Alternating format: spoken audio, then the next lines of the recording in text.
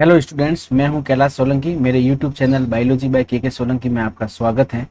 हमने बायोलॉजी की 12th biology की महत्वपूर्ण यूनिट जेनेटिक्स को पिछली क्लास के अंदर हमने शुरू किया था, जिसके अंतर्गत इसका जो पहला लेसन है वंशागति एवं विविधता के सिद्धांत को शुरुआत की थी, जिसके अंतर्गत हमने जेनेटिक्स का बेसिक परिचय तथा साथ ही साथ कौन से वैज्ञानिकों का जेनेटिक्स के अंदर सबसे ज़्यादा योगदान है, इसके अलावा जेनेटिक्स के अंदर आने वाली शब्दावली का विस्तृत अध्ययन किया था। आज की क्लास के अंदर हम मेंडलिज्म को पढ़ेंगे। मेंडल का नाम हम अच्छी तरह से जानते हैं और छोटी क्लासों के अंदर भी इनका नाम सुना हुआ है। तो फादर ऑफ जो जेनेटिक्स है वो मेंडल को कहा जाता है। फादर ऑफ जेनेटिक्स जो है वो मेंडल को कहा जाएगा और इन्होंने जो अपने प्रयोग किए थे वो मटर के पौधे पर किए थे, ये हम सब अच्छी तरह से जानते हैं।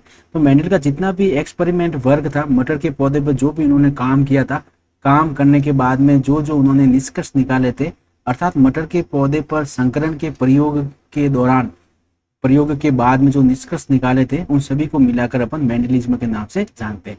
मेंडल के अगर अपन काम करने की जो अगर अवधि की बात करें, उन्होंने जो अपना काम किया था वो 1856 से लगाकर 1863-64 तक उन्होंने अपने ये प्रयोग की थी।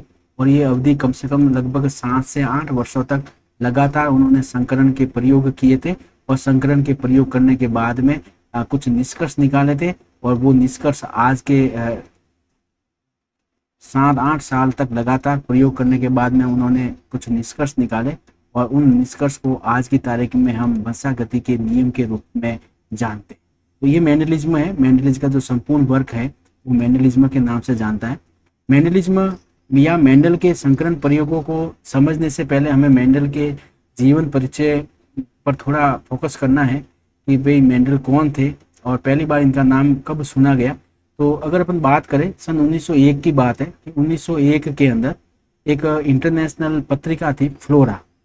फ्लोरा, इसके अंदर मेंडल का जो कार्य था वो रीपब्लिश हुआ। एक्चुअली एक बार पहले पब्लिश हो चुका था, छप चुका था, लेकिन पहली बार जब वो छपा था तो एक लोकल पत्रिका के अंदर छपा था। उस समय वो साइंटिस्टों के पास नहीं पहुंच पाया था। सन 1901 की बात है, फ्लोरा के अंदर मेंडल का वर्क रीपब्लिश होता है। और ये जो फ्लोरा है वो बॉटनी की एक प्रसिद्ध पत्रिका है, बॉटनी का एक प्रसिद्ध जर्नल है। और इस फ्लोरा के माध्यम से अधिकांश वैज्ञानिक मेंडल को जान पाए कि मेंडल कौन था। तो अधिकांश फ्लोरा का विस्तृत अध्ययन करने के, फ्लोरा के अंतर्गत मेंडल के कार्य का विस्तृत अध्ययन करने के बाद वैज्ञानिकों ने ये समझा और ये जान पाए कि आज से 35 साल पहले कोई व्यक्ति संकरण पर इतने अच्छे प्रयोग करके इतने अच्छे निष्कर्ष निकाल कर गया है जो आज बिल्कुल सटीक है और हमें इसका पता नहीं है। तब मेंडल को ढूंढने की कोशिश की जाती है, तब या इनके बारे में पता लगाने की कोशिश की जाती है कि मेंडल कौन थे। तो ये पाते हैं कि भाई इनका जो जन्म था, मेंडल का जो जन्म था 22 जुलाई 1822 के अंदर इनका जन्म होता है। ऑस्ट्रिया के ब्रून शहर के अंदर, ब्रून सोसाइटी के अंदर इनका जन्म होता है। और इन्होंने अपने जो प्रयोग किए थे वो मटर पर किए थे। और मटर पर ध्यान रखना, इनके जो प्रयोग थे वो सारे के सारे हाइब्रिडाइजेशन, संकरण पर आधारित थे। संकरण क्या होगा, हाइब्रिडाइजेशन की क्या क्या तकनीकी मेंडल ने अपनाई थी, वो हम आगे की क्लास के अंदर देखेंगे। उससे पहले केवल आपको इतना याद रखना कि मटर पर संकरण या हाइब्रिडाइजेशन के प्रयोग करके उन्होंने कुछ निष्कर्ष निकाले थे। जब मेंडल जब मेंडल का पता लगा, मेंडल के नाम का पता लगा, उससे पहले ये जान पाए साइंटिस्ट की सन 1884 के आसपास उनकी मृत्यु हो चुकी थी। अब थोड़ी बहुत और अगर अपन मेंडल की बात करें तो जब ये ब्रून सर के एक चर्च में एक पादरी के रूप में काम करते थे और चर्च से ही उनको पढ़ाई के लिए वियना भेजा जाता है। वियना से वो अपने ग्रेजुएशन डिग्री को पूरा करते हैं। और ग्रेजुएशन डिग्री के अंदर मेंडल के जो सब्जेक्ट थे वो मैथमेटिकल साइंस, फिजिकल साइंस और नेचुरल साइंस, ये जो तीनों सब्जेक्ट थे, मैथमेटिकल साइंस, फिजिकल साइंस और नेचुरल साइंस, इन तीनों विषय का मेंडल विस्तृत अध्ययन करते हैं अपने ग्रेजुएशन के अंदर। और natural science as a biology की एक ब्रांच मान सकते हो आप। और नेचुरल साइंस के इंटरेस्ट के साथ साथ उन्होंने नेचुरल साइंस में ही उन्होंने हाइब्रिडाइजेशन के प्रयोग को सीखा था। एक्चुअली मेंडल इन प्रयोगों के साथ साथ उनकी मैथ्स भी बहुत अच्छी थी, मैथमेटिकल साइंस बहुत अच्छी थी उनकी। और नेचुरल साइंस से उन्होंने हाइब्रिडाइजेशन के प्रयोगों को सीखा और वहीं से उनका इंटरेस्ट जागा था। जब अपनी ग्रेजुएशन की डिग्री करके जब वो चर्च के अंदर वापस लौटते हैं तो अपनी रुचि के आधार पर ही चर्च के अंदर ही अपने डेली रूटीन के अलावा जब भी उनको टाइम मिलता है तो अपने रुचि के आधार पर वो चर्च के अंदर हाइब्रिडाइजेशन के प्रयोग में मटर के ऊपर शुरू करते हैं। तो ये आपको अच्छी तरह से ध्यान रखना कि वियना यूनिवर्सिटी से उन्होंने ग्रेजुएशन की डिग्री ली थी। उनके सब्जेक्ट ये 3 थे और वियना यूनिवर्सिटी उस समय अपने हाइब्रिडाइजेशन एक्सपेरिमेंट के लिए विश्व प्रसिद्ध थी। इसी आधार पर मेंडल का भी जो इंटरेस्ट था वो हाइब्रिडाइजेशन के अंदर हुआ और वो चर्च आकर अपने मटर के पौधे पर ये सारे के सारे प्रयोग करते हैं। मेंडल ने जो हाइब्रिडाइजेशन जो प्रयोग किया वो पुराने तरीकों से हटकर था। ये पारंपरिक जो तरीके थे हाइब्रिडाइजेशन या संकरण के जो पारंपरिक तरीके थे उनसे कुछ हटके काम किया। जैसे कि पुराने ज़माने के अंदर क्या होता है, जब भी हाइब्रिडाइजेशन करवाते हैं, जैसे ये प्लांट है, इसका क्रॉस अगर अपन बी प्लांट से करवाते हैं तो और इनसे ये क्रॉस करवाने के बाद ये जब इनकी संतति बनेगी सी, तो उस संतति के अंदर कौन कौन से लक्षण आए सभी लक्षणों का एक साथ अध्ययन करते थे। ये एक क्रिटिकल कार्य था, सभी लक्षणों को एक साथ अध्ययन करते थे। लेकिन मेंडल ने यहाँ पर थोड़ा हट के काम किया, उन्होंने एक ही समय में एक ही कैरेक्टर का अध्ययन किया। जैसे अगर मैं बात करूँ कि अगर मुझे मटर के अंदर हाइट का वंशागति का पता करना है तो मैं केवल हाइट के बारे में ही अध्ययन करूंगा, मुझे किसी दूसरे कैरेक्टर से कोई लेना देना नहीं है। तो मेंडल ने एक ही समय में एक ही कैरेक्टर का अध्ययन किया। जब ये क्रॉस इसका संपन्न हो गया तो उन्होंने 2-2 कैरेक्टर को साथ साथ लेकर फिर 3-3 कैरेक्टर को साथ साथ लेकर अपने क्रॉस को आगे बढ़ाया। उसके बाद में मेंडल के जो क्रॉस थे वो सदैव प्योर प्लांट से शुरू हुए। प्योर प्लांट का मतलब ये होगा कि होमोजाइगस प्लांट। हमने शब्दावली के अंदर टर्मिनोलॉजी के अंदर होमोजाइगस को अच्छी तरह से पढ़ा था कि जैसे दोनों एलील समान है। जैसे लंबे के लिए ये कैपिटल टी और कैपिटल टी एलीलिक कॉम्बिनेशन है और बौने पौधे के लिए स्मॉल टी और स्मॉल टी एलीलिक कॉम्बिनेशन है। तो ये लंबे के लिए शुद्ध पौधा है, ये बौने के लिए शुद्ध पौधा। तो मेंडल ने जब भी क्रॉस किए हमेशा प्योर प्लांट से शुरू किया, होमोजाइगस प्लांट लेकर शुरू किया ताकि उनको अपना प्रॉपर रिजल्ट मिल सके। उसके बाद में एक बात ये बहुत ही इंपॉर्टेंट बात बताते हैं कि मेंडल ने ये तो सोचा चलो मैं क्रॉस तो करूंगा ही, कि क्रॉस का सारा आइडिया पहले तय करने के बाद कि मैं ऐसे ऐसे क्रॉस करूंगा, चलो क्यों ना क्रॉस से पहले अपन मैथमेटिकल अप्रोच लगाते हैं। मैथ्स क्या कहती है, तो उन्होंने मैथ्स के कुछ छोटे छोटे फॉर्मूले जैसे a+b का होल स्क्वायर, इसके आधार पर उन्होंने पहले ही अपने रिजल्ट का अंदाजा लगा दिया कि अगर मैं एक करेक्टर को लेकर क्रॉस करूंगा तो मेरा रिजल्ट 3:1 आना चाहिए। अगर मैं 2 करेक्टर को एक साथ लेकर अगर मैं रिजल्ट बनाता हूँ या क्रॉस करता हूँ तो मेरा जो रेशियो है 9:3:1 आना चाहिए। वास्तव में ये उन्होंने एक मैथ्स का अप्रोच लगा पहले ही अंदाजा लगा दिया था और ये उन्होंने अपना प्रैक्टिकल या अपना प्रयोग करके बाद में प्रयोग के द्वारा भी इन्होंने ये सिद्ध कर दिया था। बायोलॉजिकल हिस्ट्री के अंदर एक ऐसा पहला मौका था जहाँ पर मैथमेटिकल अप्रोच तथा सांख्यिकी विश्लेषणों का उपयोग करके किसी प्रयोग के रिजल्ट निकाले जा रहे हैं, जो काफी हटके था।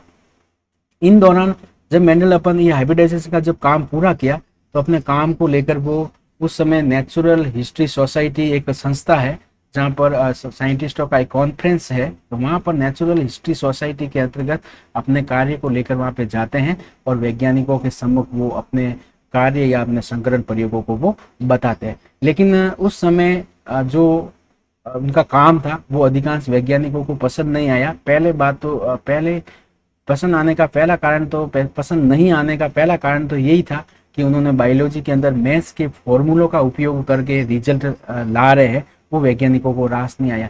दूसरी बात, वो कुछ वैज्ञानिक जो मेंडल को ध्यान से समझ रहे थे, सुन रहे थे, उनको मेंडल के जो निष्कर्ष थे उनसे बड़ी आपत्ति थी। जैसे मेंडल ने कहा था कि शरीर के अंदर कुछ कारक होते हैं, आज हम उनको जीन कहते हैं। ये जो कारक है वो जोड़ी के अंदर होते हैं और हर कारक की एक जोड़ी एक लक्षण का निर्धारण करती है।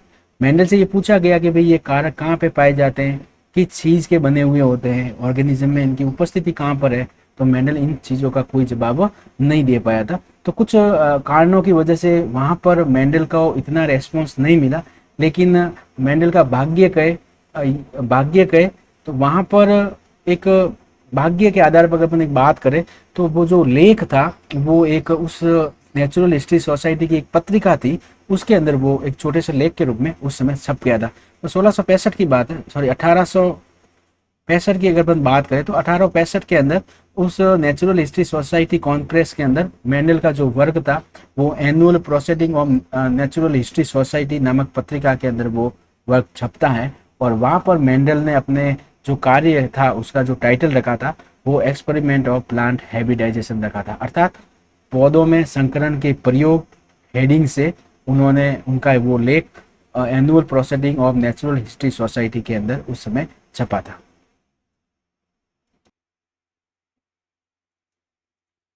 तो उस पत्रिका के अंदर जो मेंडल का जो वर्क था वो experiment of plant hybridisation title के रूप में छपा था। और वो जो पत्रिका थी वो केवल एक जर्नल जो पत्रिका थी वो बिल्कुल लोकल पत्रिका थी और अधिकांश वैज्ञानिकों तक वो नहीं पहुंच पाई थी। इस वजह से मेंडल का जो वर्क था उस समय वो हिडन रहा था।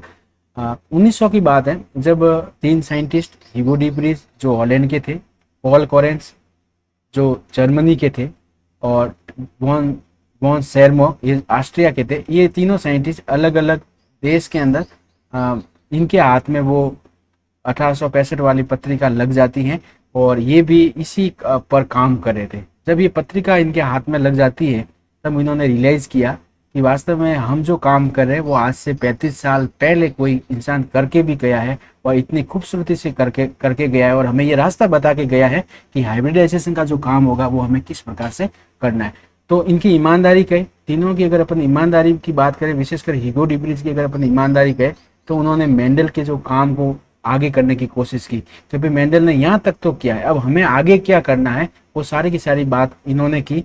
तो रीडिस्कवरी का जो खोज, मेंडल के नियमों की जो पूर्ण खोज करने का जो श्रेय दिया जाता है वो इन तीनों को दिया जाता है। ह्यूगो डी व्रीज हॉलैंड के, पॉल कॉरेंस जर्मनी के और वॉन सेरमॉक ऑस्ट्रिया के थे।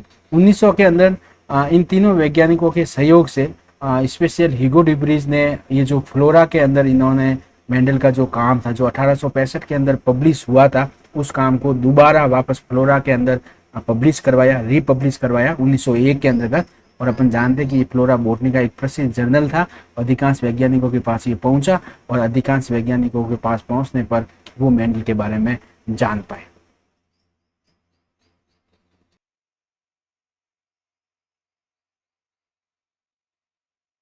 तीनों वैज्ञानिक Paul Correns, Hugo de Vries और वॉन सेरमॉक के प्रयासों के बाद में मेंडल को सभी साइंटिस्ट जान पाते हैं। लेकिन एक लंबी अवधि 1865 से लगाकर 1900 तक मेंडल का जो कार्य था वो अज्ञात रहा। कोई भी बड़े साइंटिस्ट उसको नहीं जान पाते थे। तो उस अज्ञात या हिडननेस रहने का कुछ प्रमुख कारण थे, कुछ कारण ऐसे भी थे जिसकी वजह से मेंडल का कार्य 1900 तक अज्ञात रहा। ये आपको क्वेश्चन अच्छी तरह से याद रखना, बोर्ड के अंदर पहुंचते हैं कि मेंडल का कार्य 1900 तक अज्ञात रहा, लोग क्यों नहीं जान पाए। तो बहुत सारे इसके रीजन मानते हैं। तो सबसे बड़ा रीजन तो यही था कि जो मेंडल का जो काम था वो एक लोकल पत्रिका के अंदर 1865 के अंदर वो जो मेंडल का जो अपना वर्क था वो एक लोकल पत्रिका के अंदर छपा था और लोकल पत्रिका अधिकांश साइंटिस्ट उस पत्रिका को पढ़ नहीं पाए थे। अर्थात आज की तरह उन दिनों संचार की सुविधाएं अच्छी नहीं थी। संचार की सुविधाएं अच्छी नहीं होने की वजह से वो जो लेख था या उनका जो काम था वो वैज्ञानिकों तक नहीं पहुंच पाया था। दूसरी अगर अपन बात करें तो मेंडल ने कहा था कि जो एलील होते हैं, ये सबसे बड़ा कंफ्यूजन पैदा किया था, लेकिन ये आज सटीक है कि एलील अपने आप में शुद्ध होंगे और एलील आपस में कभी मिश्रित नहीं हो पाते। तो ये मिश्रित होने की बात वैज्ञानिकों को, समकालीन वैज्ञानिकों को समझ में नहीं आई थी कि जैसे अगर एलील अपने आप में शुद्ध हैं तो सभी इंसानों की हाइट लगभग एक जैसी होनी चाहिए, लेकिन अगर इंसानों की जो हाइट है वो अलग अलग है।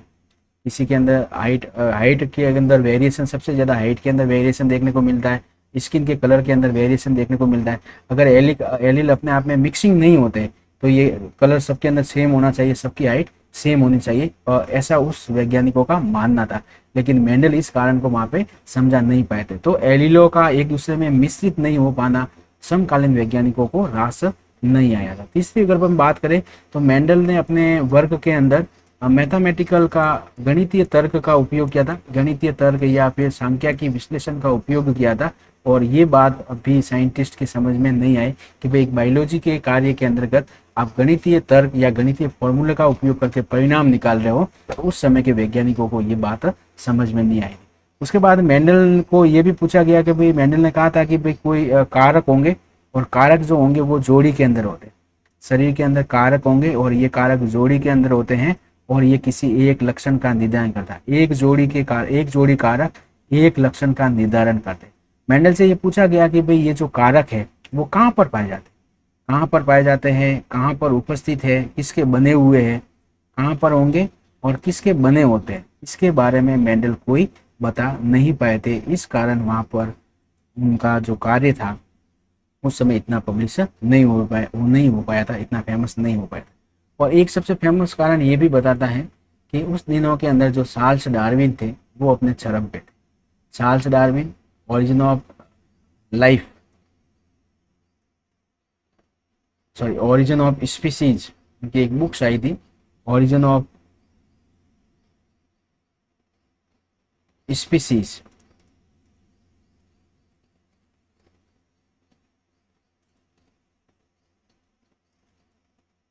उस समय उनकी एक बुक्स आई थी ओरिजिन ऑफ स्पीसीज, तो चार्ल्स डार्विन की ये बुक्स थी। और तो सारे साइंटिस्टों का जो ध्यान था वो डार्विन की तरफ था। डार्विन उस समय अपने क्लाइमेक्स पे थे, जीवों का विकास किस प्रकार से हुआ वो उस पर वो अपनी खोज कर रहे थे, और उस समय अपनी एक फेमस पुस्तक भी आई थी। इस कारण अधिकांश जो साइंटिस्ट थे उनका ध्यान डार्विन की तरफ था, इस तरह मेंडल पर कोई ध्यान नहीं दे पाया था। तो ये मोटे मोटे तौर पे आपको ये 4-5 कारण याद रखने। पहली बात तो जो मेंडल का जो पहली बार जो वर्क छपा था वो लोकल पत्रिका में छपा था, और अधिकांश वैज्ञानिकों तक नहीं पहुंच पाया था। दूसरी चीज, मेंडल ने कहा था कि एलील जो होते हैं वो एक दूसरे में मिश्रित नहीं होते हैं, एलील अपने आप में स्वतंत्र है।